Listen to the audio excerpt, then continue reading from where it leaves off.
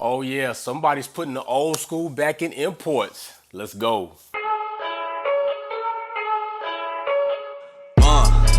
Yeah, I confess, Father, I confess, 'cause I've been living wrong. What's going on? Welcome back to another episode of Wolf Vision. So today we are talking tie bar, specifically MPC Motorsports tie bar, right?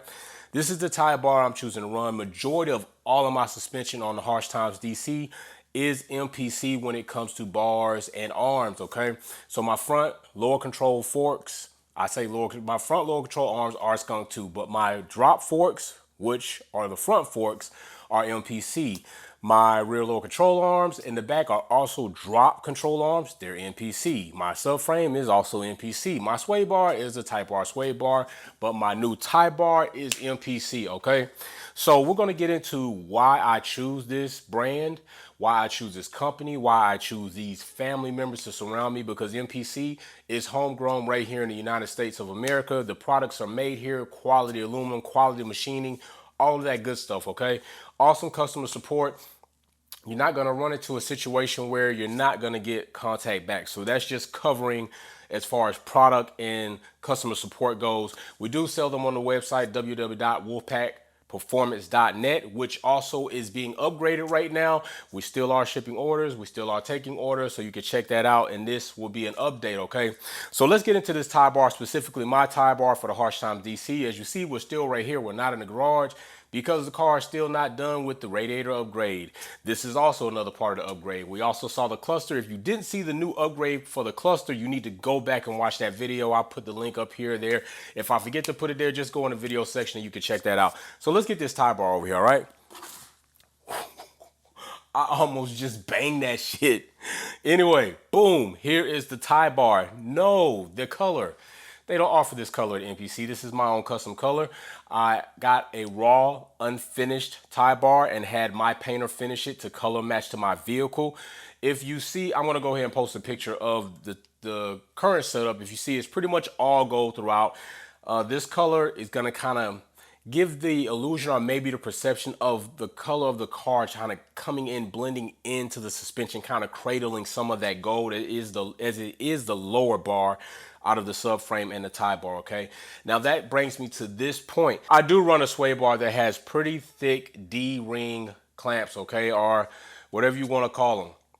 They're thick, so when you have a sway bar and then a subframe brace and then you try to bring in a tie bar, you're gonna run into issues sometime depending on that bracketry, that D bracket I have that's pretty thick, running into the actual tie bar. So what I actually do is I modify my tie bars, okay? And this is how I modify them. You might not need to. You might find another way to do it. As you can see right here, MPC does have some standoffs right here. They kind of put the tie bar just slightly away from the subframe some. That might not be enough when it comes to running that D bracket for that Type R sway bar. So as you can see here, my tie bar is concaved out. It's not gouged, it is machined out, okay? I have my machinist go in here based off our last dimensions, and I'm hoping that these are going to work because, like I said, I don't have the car, so we're kind of hoping that we milled out enough here to clear the D bracket, and then this tie bar will sit nicely up on with the sway bar and the subframe brace, all right? So as you can see right here, pretty awesome design by MPC Motorsports. I definitely like the groove out. I like the diamonds. I like the circles. I like all of that to come together to give it a dynamic look. It's not plain like your typical Beaks bar, okay? Anything that makes Beaks bar stand out is only because of its colors. The hot pinks and the yellows and the Beaks bar sticker that goes across the bottom. These tie bars, solid aluminum, okay? Nothing like something another thing that I don't like about Beaks bars, especially when they were around, I don't see them as much now, is the fact that it was almost like going to Home Depot and getting a square piece of aluminum that was hollowed out and putting some brackets on it. I'm not bullshitting. That's pretty much what it was. I never owned a Beaks bar. I didn't think they were bad. I just didn't like the concept of the design versus something that's solid, okay? This is rigid. This is all one-piece solid aluminum milled out. So that's pretty solid, okay? I can come in and customize things like this. With a Beaks bar, you're running into some situations there where you're probably not going to be able to do something like that without paying a heavy tax or destroying the bar itself.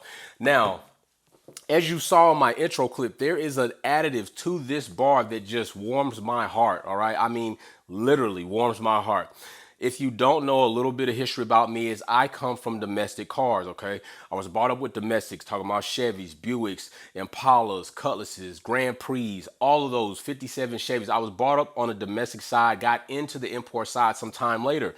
So I've had hydraulics, I've had all of that stuff. With that being said, I love scrape plates on lowriders when they come down, drop the rear end, and just light the street up. Well, guess what? MPC has brought a touch of that old school shit into this import shit, and I'm loving it, and I can't wait to get to it. As soon as I get the car back, I'm going to adjust the air ride to give me an angle of ride where I can lay the street, and I'm going to make a video on it. I'm going to show you me scraping up the street, and this is what MPC has done.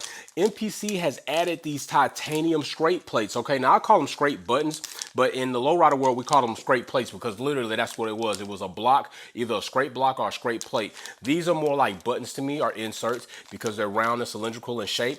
You have your hardware right here, and I'm even going to attach one here, and I haven't put one on before, so you're kind of going to get to see what it entails. It's pretty simple, but let's just see if we run into thread issues getting it on, and then also let's see how they look when they are on. But this is an awesome additive if you have the capabilities to do so. Now me, I'm on air, so I'm not static. So to me, it's my choice. I scrape, I hit a button, I raise up, I'm gone. Somebody who's static, it's kind of going to be a situation where you're going to have to find a medium to where your car ride height will sit, and maybe at times when you hit a bump in the road and get that occasional scrape effect, then that will be it. But it will be at the mercy of the road and unevenness of the road, versus like in my situation and other people's situation that have air ride, we do it on command. And I've always been told crowd control is the best control. Okay, so when you can command to do something, it's even better because you can make sure that when you feel like scraping and lighting this street up, I just hit a button, boom, light it up, hit another button, I'm up, off, and gone. Okay, so let's not even delay. Let's show you a couple of clips of how I was milling this out.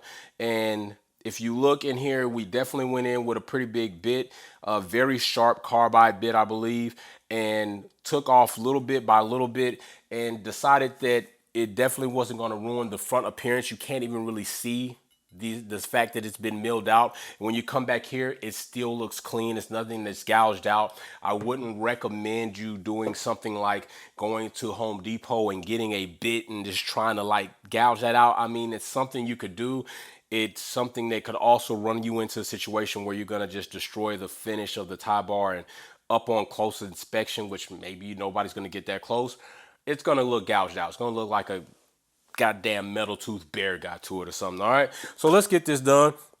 I'm going to give you a few suggestions that I've already come up with just to start the process, because I've never done it. All right, now I know this is a number 4 Allen, and I got some Loctite. Okay, and I think having the Loctite is very important because this is going to be on the bottom side of the car, the vehicle. It's going to be outside of the vehicle, and it's going to be exposed to the elements. On top of that, you're going to be dropping this tie bar on the ground, scraping it, and you're going to have rotational forces at work on top of blunt forces at work, which means you could equate to fasteners loosening and losing your scrape plate. So I only think it's the best thing to do to get you a little Loctite, put some on there just to give a little bit more security to where maybe they won't come off at all. And maybe if they start coming off, by then you may be doing some work up underneath the car, or have a chance to notice that something's rattling before it just completely loses, and know that something's loose and check it and say, hey, one of these are loose, and then take it up. This right here, I believe, is equivalent to 222C Loctite,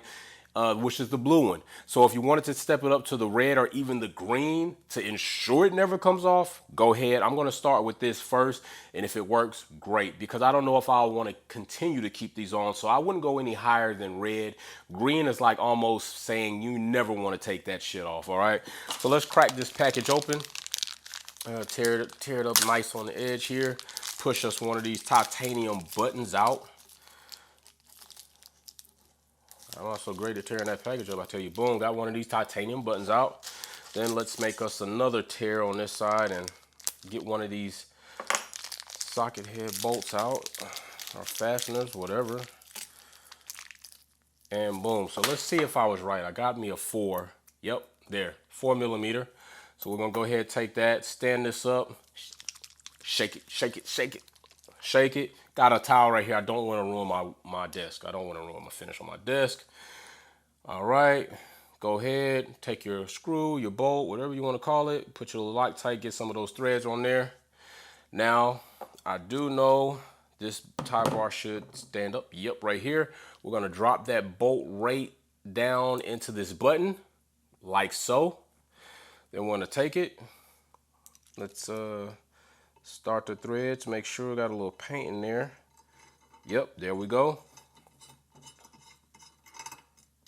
Boom, got it nice and snug. And boom. So what I do right there is I use my thumb as almost like a telltale. I kind of feel the pressure point of my thumb when I'm against this Allen, and I kind of know when like I'm gonna stop, because you do still need to remember that this is aluminum. Aluminum is the softer out of a few of the metals that we know of, and although it will take, depending on the type of aluminum, it will take some torque. It's not gonna take steel torque. It's not gonna take iron torque. So find that where it's like, oh, okay, I gotta come a little smidgen, but don't be so hawkish with it, because once you feel that tension and you feel that immediate, like it's pretty much like you can't really go anymore, and then all of a sudden you feel it giving some more. At that point, you know you're, yep, pretty, yep, that's what I'm saying. And you're gonna have to retap that, which is luckily it's aluminum, so it's easy to drill out, retap. But then you're gonna probably, depending on the size of the bolt that you're gonna have to go up to, is the size of the button gonna take the diameter. So you just run into a concurrent type of situation. So that's what I like. Let's get the rest of these on real quick. I'm gonna go ahead and put all 4 of them on, because you get 4 in a pack. So that's cool. So you shouldn't miss a scrape moment having 4 cover the length of the bar. So you should be able to scrape at any point in time. I think that was a good thing they did, kind of covering it all. I was unaware at first when they sent it to me that they were buttons, because I've been so busy. I actually thought it was going to be a plate that went across, but I guess if you did a plate, it would almost obscure the shape of the tie bar. If you did a block going across there, it would kind of look a little like, eh. So I think it was an awesome thing that they went with these buttons to not take away from the aesthetics of the tie bar itself. Awesome job, NPC. Spencer over there, Jared over there. Great job with that. I think that was a very good choice to go with the cylindrical shaped buttons instead of a block. You definitely did your thing there. They do a lot of research over there. Those guys are awesome. So let's get the rest of these put on. Let's go ahead. Don't need to shake anymore. Just go ahead, put you some more Loctite on there.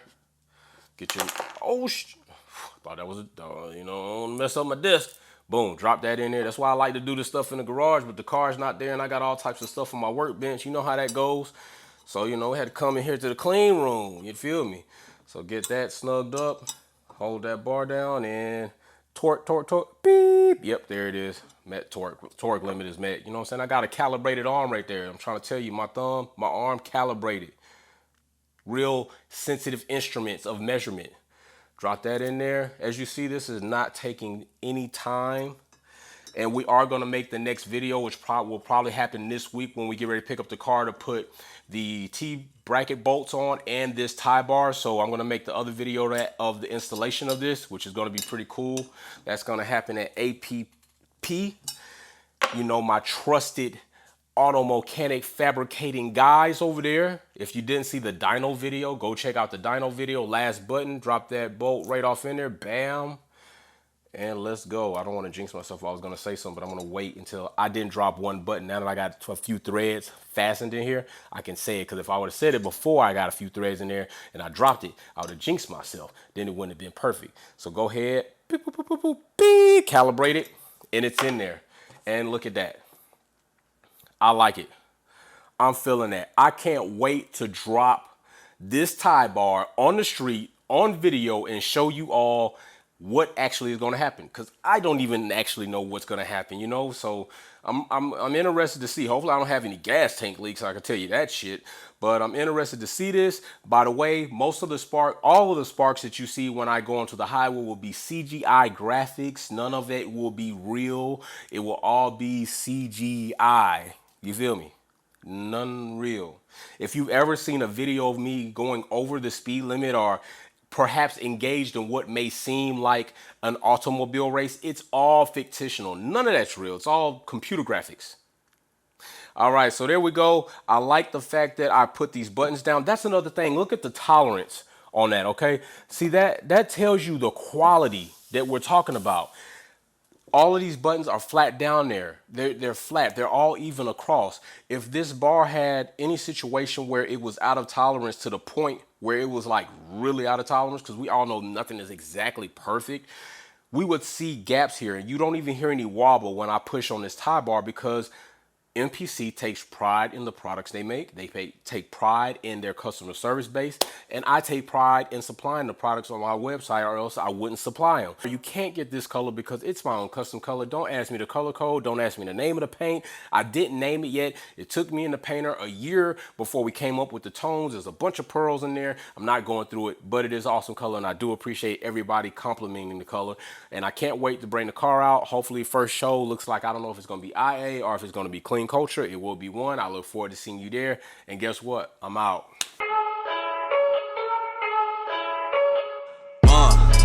Yeah, I confess, Father, I confess, 'cause I've been living wrong.